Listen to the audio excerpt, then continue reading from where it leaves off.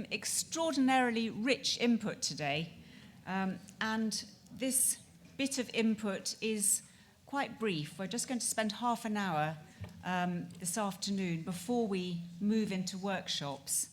And the purpose of this half hour is to introduce a particular focus on how we are all enabled to flourish in ministry. The theme of this conference is living waters, so welcoming us dry and dusty travellers to drink of the waters of eternal life. And it's the hope of everybody who's been involved in organising these days that those of us in ministry will return to our part of the garden feeling indeed refreshed and reinvigorated. That's good.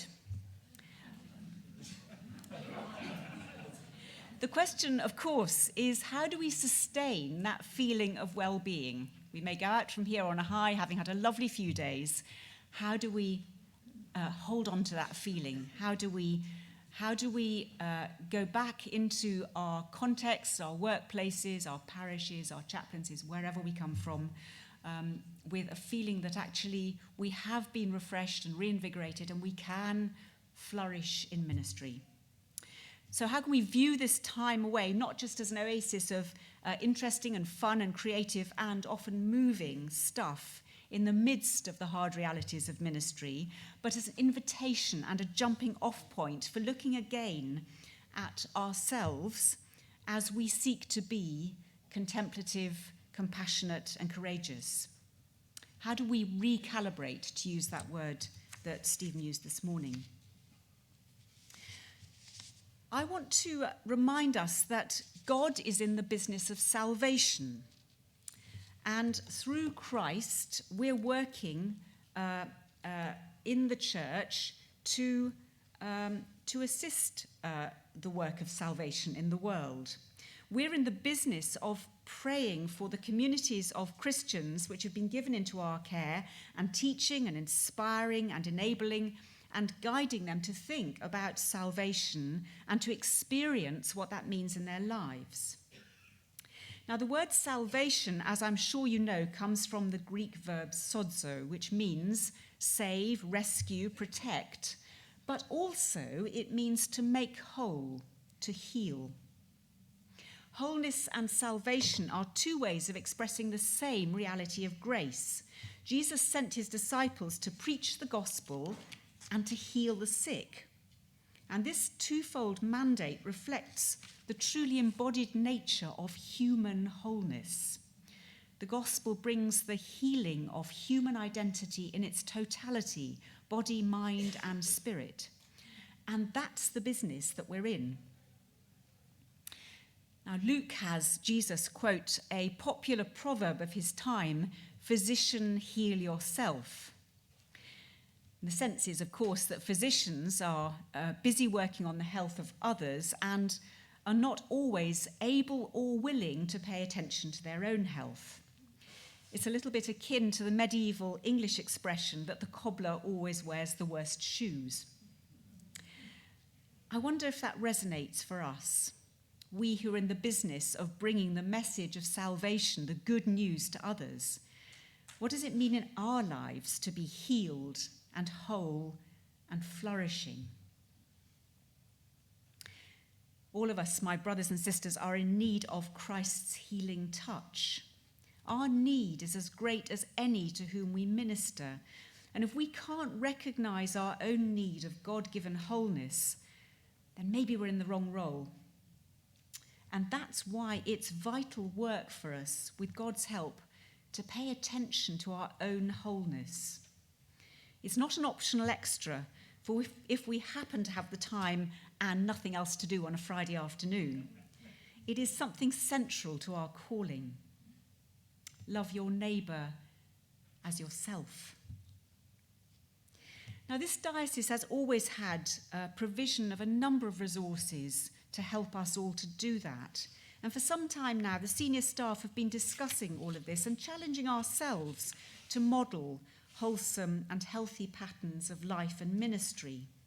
We're all a work in progress on this, but I think there's a genuine commitment on the part of the senior staff to do this, and that's because we realise that unless we inhabit our belief in God's provision of salvation and wholeness, then no words of encouragement to others in ministry are actually going to have any weight.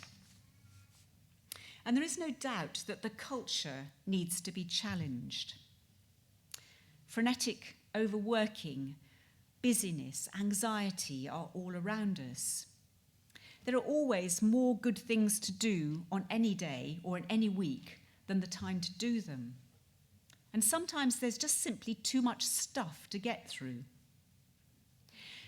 But let's remember that the world has already been saved, and it's not our responsibility to keep on saving it. And to believe otherwise is functional atheism. We can too easily slip into believing that if anything decent's going to happen around here, we're the ones who've got to make it happen, and to forget that actually God might have some influence on this. And an adjunct to this is to make the assumption that if I want something done properly, then I'd better do it myself. But ours isn't the only act in town. There are many others, and actually some are even better than ours. So I'd suggest that our main responsibility is to grow in holiness and to become more Christ-like as we grow the community of disciples, to notice what God's doing around us and to join in, reaching out to our hurting world in love. Contemplative, compassionate, courageous, as people and as a church, but definitely starting with ourselves. Christian life and ministry is designed to be done in community. When we share the load, we liberate and empower others, and even sometimes feel able to trust others enough to lay some things down altogether. It's pretty hard for a lot of clergy to do that. But God calls us to discover ourselves most fully in relationship with others.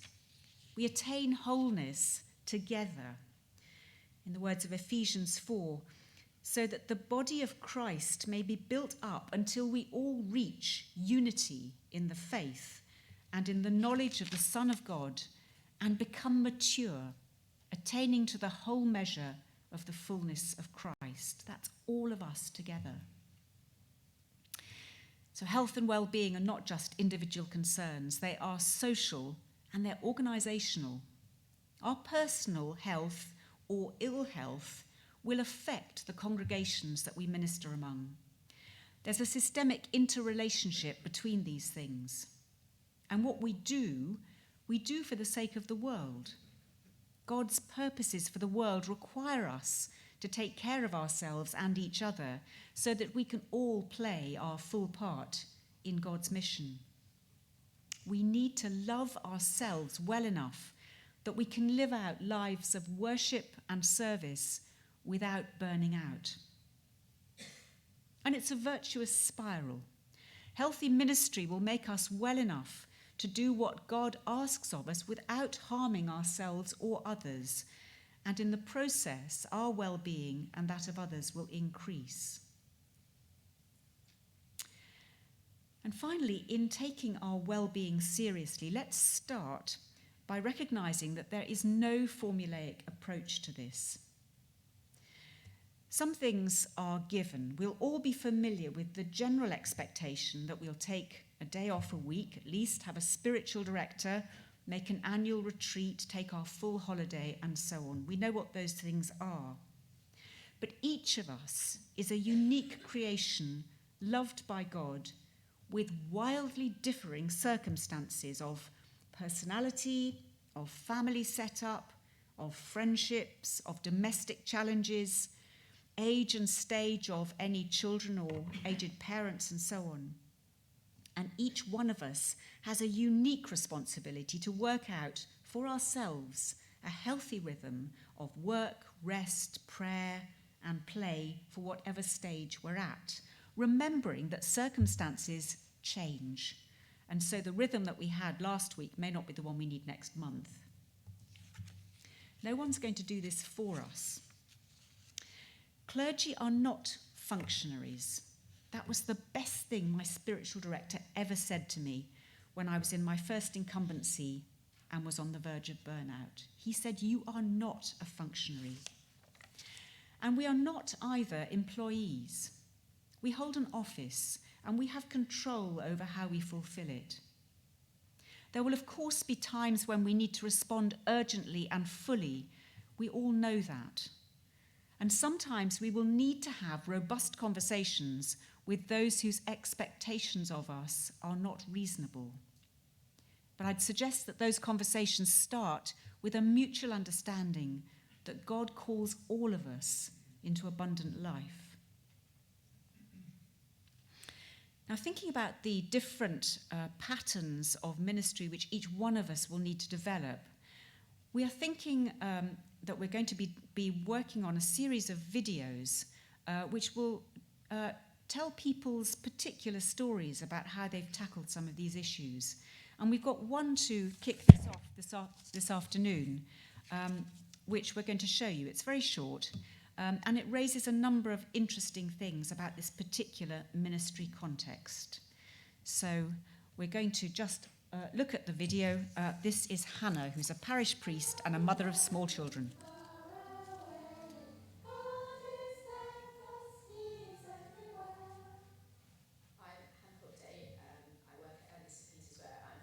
Job share with my husband. So between us, we have one full-time post as incumbent of this parish.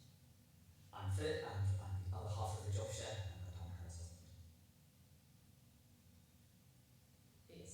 It's helpful for me to be part-time, to have the time that I want to be able to have with our children at home. It gives us some flexibility, and I hope that the church benefit from two different sets of gifts. Flexibility is good if one of us is due to be taking an assembly, but one of the children wants a particular one of us for a particular reason. We can just decide, okay, we'll swap. That's a good thing because it allows us to respond to what's going on sort of day by day or even hour by hour, but it's difficult because it makes it hard to plan. And of course, if you didn't have the option of being flexible, you wouldn't have to think about it. I think there are pros and cons of job sharing. It's what works for us at this stage in our ministry with our children, the age they are. We don't imagine that we're going to do this forever.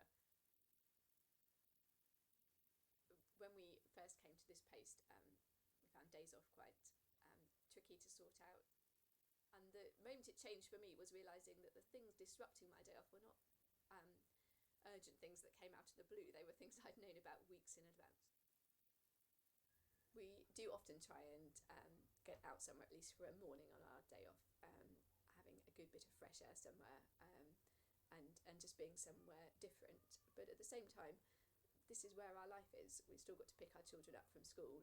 We bump into people, and there's a privilege in serving the community that we're part of, in being vicar to these people who, some of them are also my friends and will help me out with the kids, and I'll help them out. So it is all quite mushed into one. I found the MDR system in this diocese really helpful. It's been really valuable to have to give that time to reflecting on the year and answering the questions, and then have a good chance to discuss it with somebody.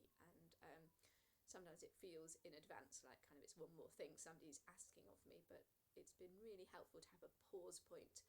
What's going on? What needs adjusting in the way my ministry is going? I think if I've learnt anything, it's that you have to work it out for yourself, what works for you, your family and your ministry. When I was first ordained, I was full-time stipendiary, and after that I was self-supporting for 6 years while our children were babies. And this is what's right for me now, but it's been really important for me to be able to say what's right for me, which might be different from what's right for somebody else, and it might be different again in 5 years' time.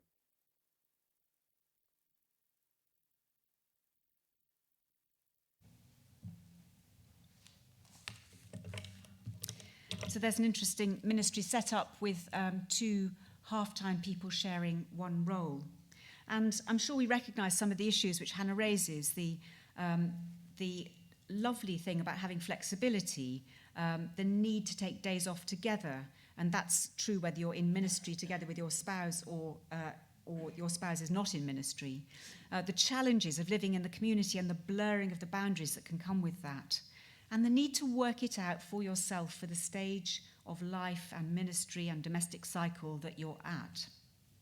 What we'd really like to be doing is starting a conversation about all of this, and to be being honest with each other about the joys and about the challenges, and helping each other to work out the best thing for each one of us.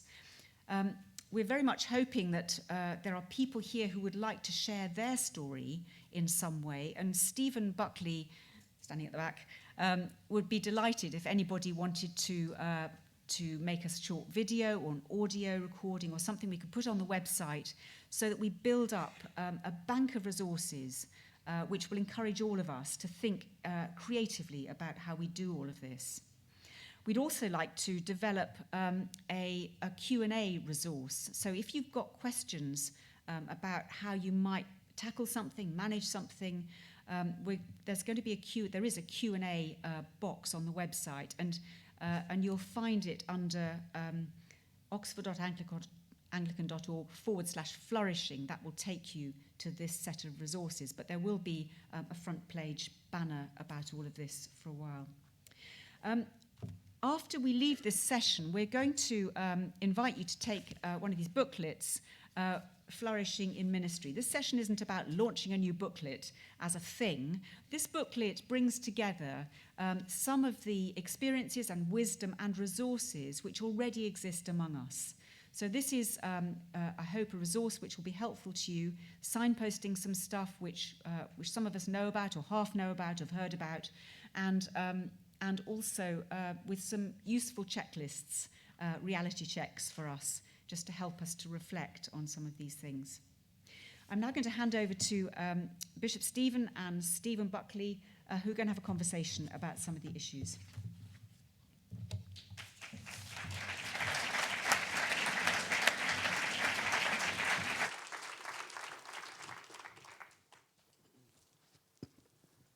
For those of you who don't know me, I'm Stephen Buckley. I'm Director of Communications in the Diocese, and I've been in post for about 6 months.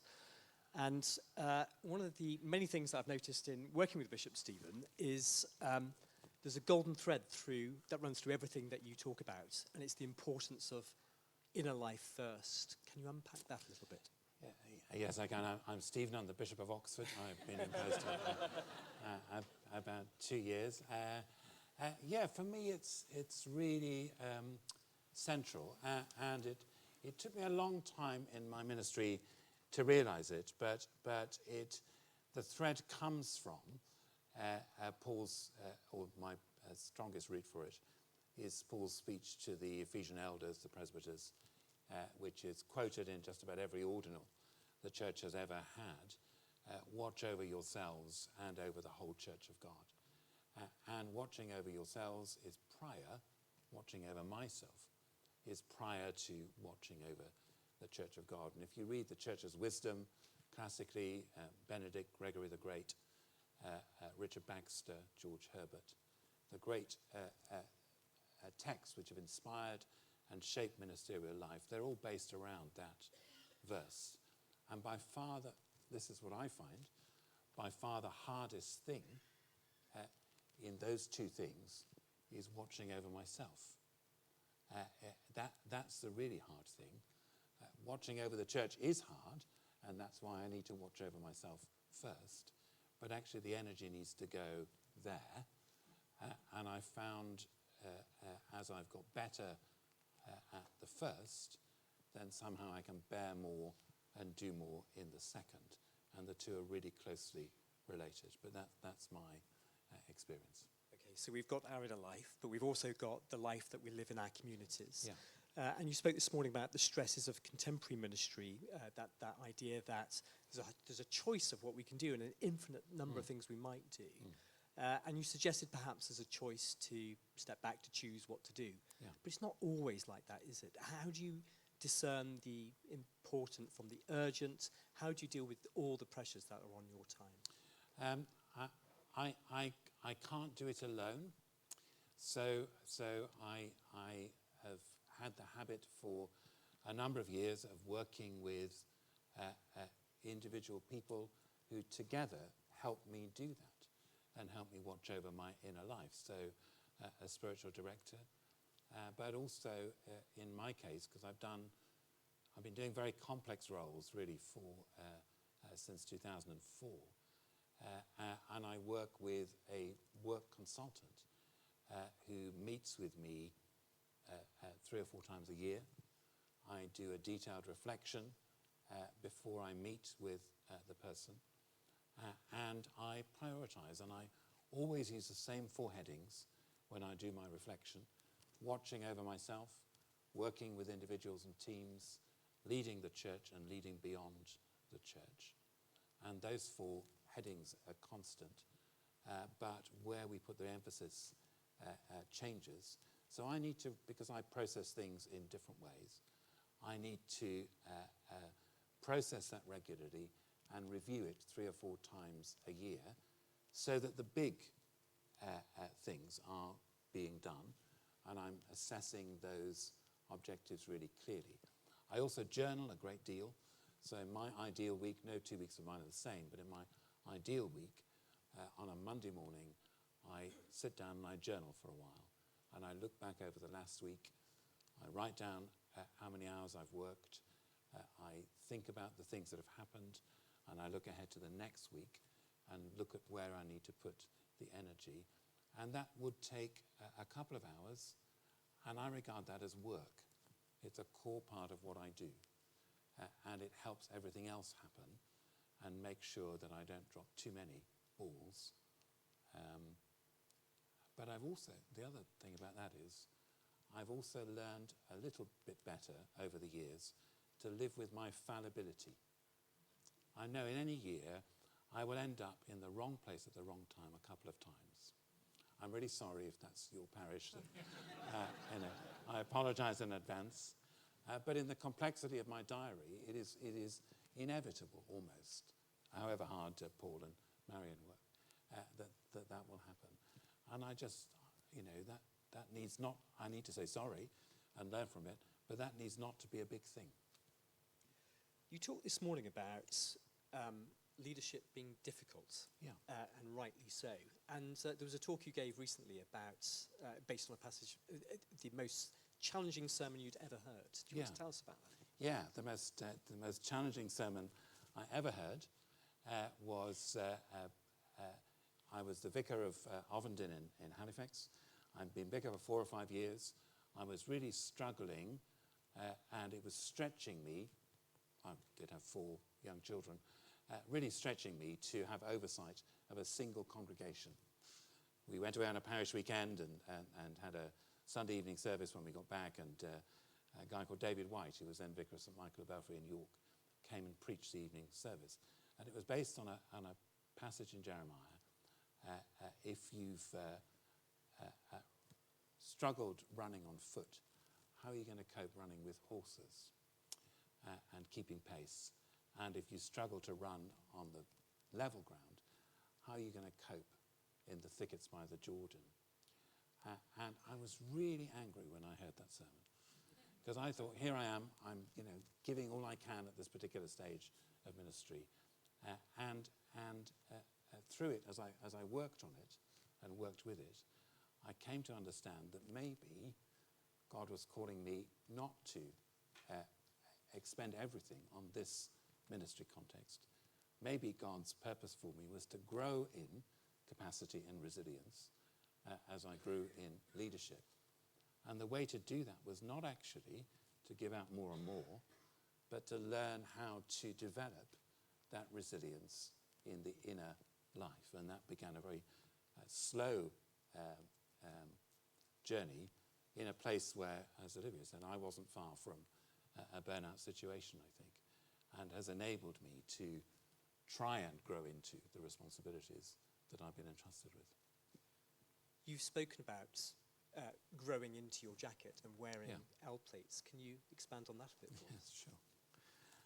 I used the illustration a number of times in my journey of when I was little, about 11, I passed the 11 plus and went to a grammar school. Nobody else in my family had been to grammar school before, and one of the barriers was the uniform was really expensive. What happened in those days, and some of you will remember this really clearly, is that they didn't buy you a school blazer that fit you. That you would be bought a school blazer that would fit you in about 4 years' time. And so when I went to school, I had to wear short trousers and a blazer, and I think the sleeves of the jacket came down to the bottom of the short trousers. And I kind of grew into it.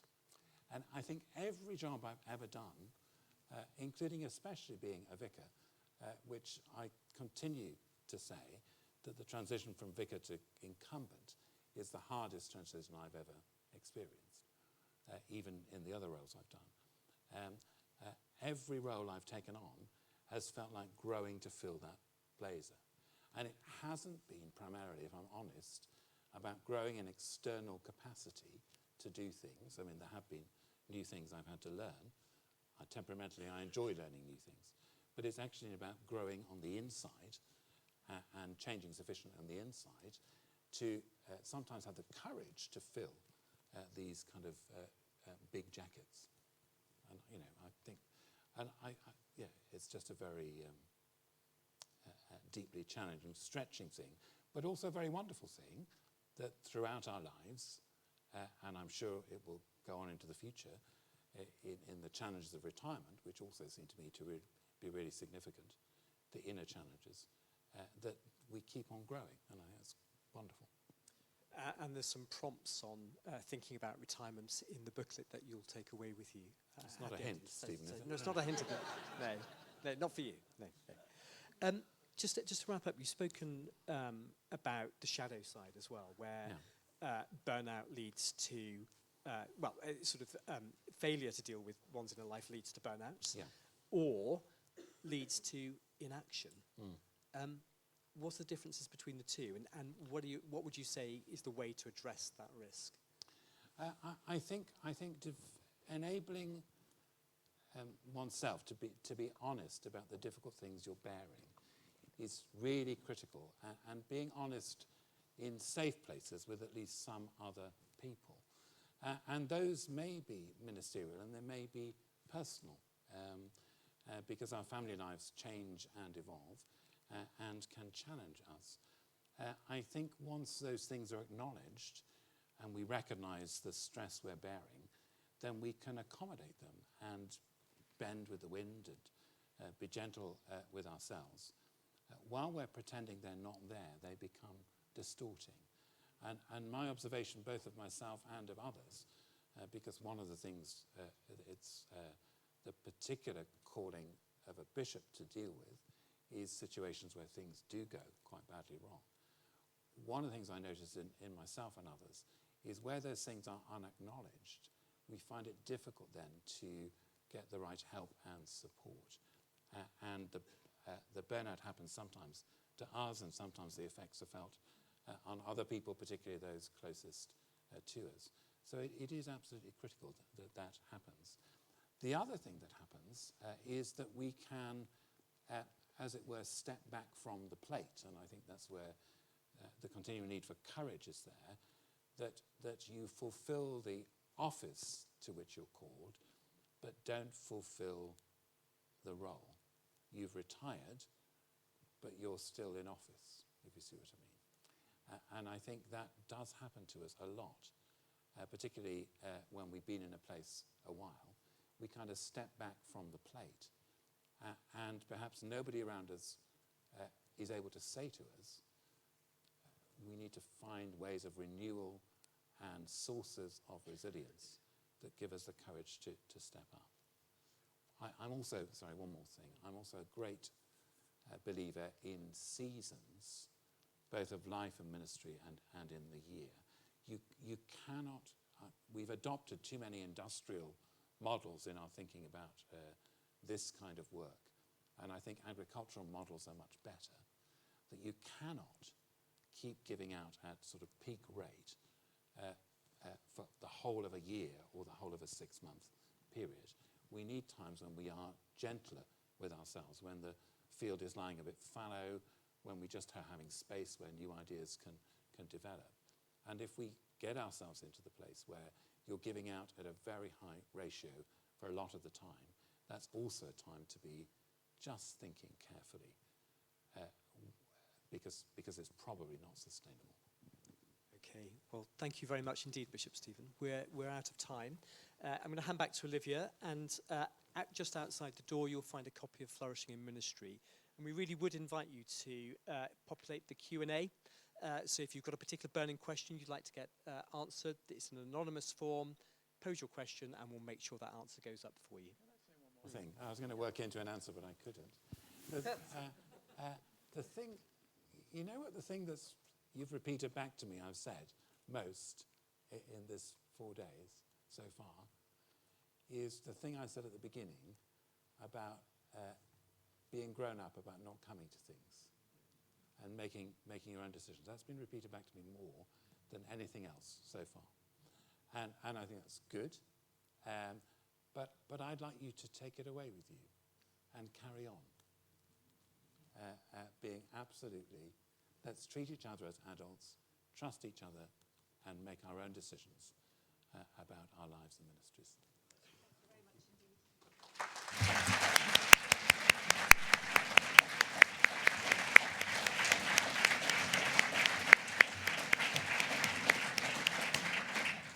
So we're pretty much out of time. In addition to this booklet, which I hope you will have a good look at and give us some feedback on, and the resources which are signposted in are on the website and will be developed on the website. As you know, not everything will be there immediately, perhaps, but it's going to be a section of the website which we hope will be populated largely through what the conversation that we're having together. In addition to this, there's a plan to develop a sort of parallel resource, probably in a booklet form, which is going to be really in conversation with lay people in parishes around the expectations that they have of their clergy, about their patterns of ministry, about their recognition of the differences of work rhythms dependent on family life and so on. And that's part of a larger conversation which we think it's healthy to have. So do please encourage lay people in your parishes to think about those things. And if they've got stuff they want to feed in, to send it to me, to Stephen Buckley, to one of the PDAs. Make sure the voices are heard. Stephen's going to be taking the lead on developing this or a parallel booklet. Just very briefly also, look out on the CMD programme for CMD days which are there to support our flourishing in ministry, not just our ministerial development. There's going to be a bread making day, a photography day later this year. Bread of Life Go and Make Bread with Bishop Stephen, and some further days being developed next year. So keep an eye open for that. And finally, if there are issues which have arisen for you out of all of this, do speak to a PDA, speak to one of the archdeacons, speak to somebody. Let's get it out there and let's get the conversation going. Thank you.